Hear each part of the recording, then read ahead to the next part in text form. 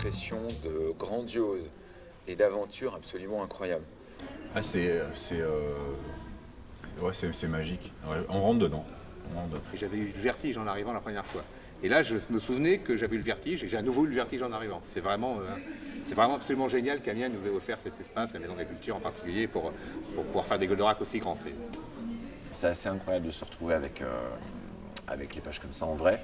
On avait vu ça en réalité virtuelle il y a quelques mois à Angoulême, mais là, de les avoir vraiment devant soi, c'est assez fou. Vraiment. En fait, c'est la première fois que j'arrive à être immergé dans un univers que j'ai d'abord pensé, en fait.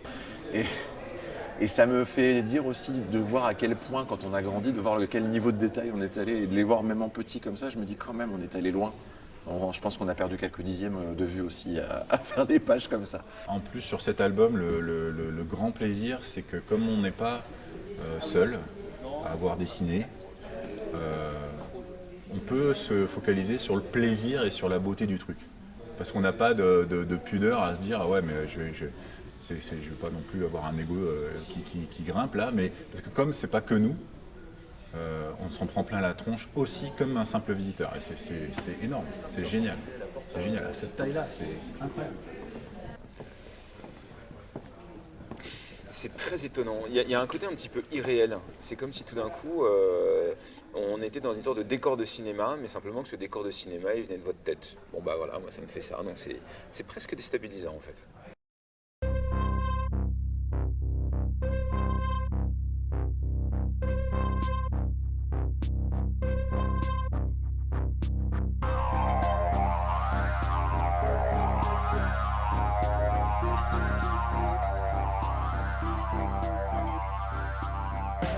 Ça a été un gros travail parce que d'abord il a fallu qu'on se réapproprie l'ensemble de toutes les saisons de Goldorak, même si on en avait un souvenir assez net.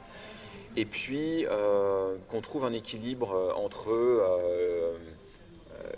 les passages obligés dont on rêvait de Goldorak et en même temps le fait d'en faire un hommage, c'est-à-dire d'y apporter quelque chose et d'y apporter une thématique et un regard plus adulte, plus réaliste qui soit le nôtre.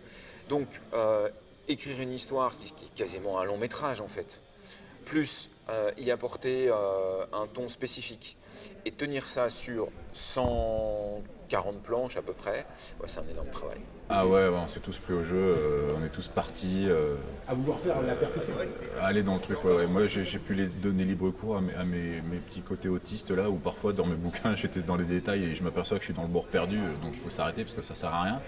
Sur celui-là on l'a fait quand même, parce qu'on voulait... En tout cas moi, je voulais à la fois m'épater moi tout seul pour me dire jusqu'où je peux aller et en plus épater les potes parce qu'ils méritaient bien ça avec tout le travail qu'ils fournissaient eux aussi de leur côté. Et en plus sur Goldorak on le fait une fois. Quand je travaille tout seul, je fais mon maximum, je lâche rien, mais j'arrive à mes limites d'auteur et de dessinateur. Je suis obligé d'admettre à des moments que je ne pourrais pas faire mieux et dans ma tête, dans les albums que je fais, il y a toujours je sais pas, un tiers où je me dis j'aurais pu faire mieux. Là, sur ce Goldorak, on a tellement tous travaillé, on s'est tellement tous corrigés les uns les autres, sans fin, jusqu'à que tout le monde soit content. Voilà, qu'aujourd'hui, il y a toutes les planches, je les trouve magnifiques.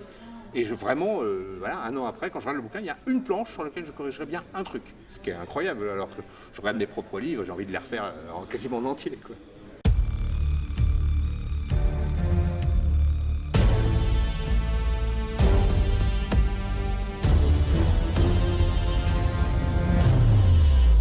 L'avenir de l'album, c'est que j'espère qu'il aura une longue vie. Si le bouquin peut vivre longtemps, c'est génial, parce que ça veut dire qu'il y a une transmission qui se fait. C'est pas qu'avec le lectorat qui est avec nous, quoi. Pour moi, c'est un avenir contemplatif. C'est-à-dire que je vais contempler cet album, contempler ce qui provoque chez nos lecteurs et littéralement jouir de tout ça, c'est-à-dire en profiter. Le livre, il continue sa vie de manière assez étonnante. Là, aujourd'hui, maintenant, on le trouve dans les rayons manga, etc. C'est la génération qui n'a pas connu Goldorak à la télé ou qui n'a même pas connu Goldorak sur les DVD de papa, qui est en train de découvrir l'album. Donc ça, c'est vraiment génial. On a une chance extraordinaire d'avoir rencontré le public autant. Et après, il y a beaucoup de choses qui sont prévues pour Goldorak. Là, il y a récemment Gonagai qui a annoncé on ne sait pas si c'est un reboot, on ne sait pas si c'est tout ça, mais qui aurait peut-être un nouvel animé. Est-ce que ce serait une série? Est-ce que ce serait un film? On verra dans les années à venir. Il va y avoir un jeu vidéo l'année prochaine.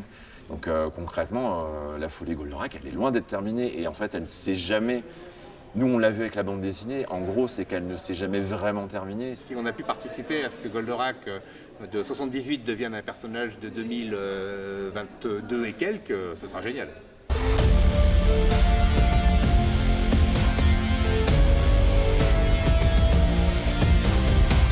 Merci à toi. Je t'en prie. C'était un plaisir. T'as vu, c'est court aussi. Il est intéressant. Hop. Intéressant.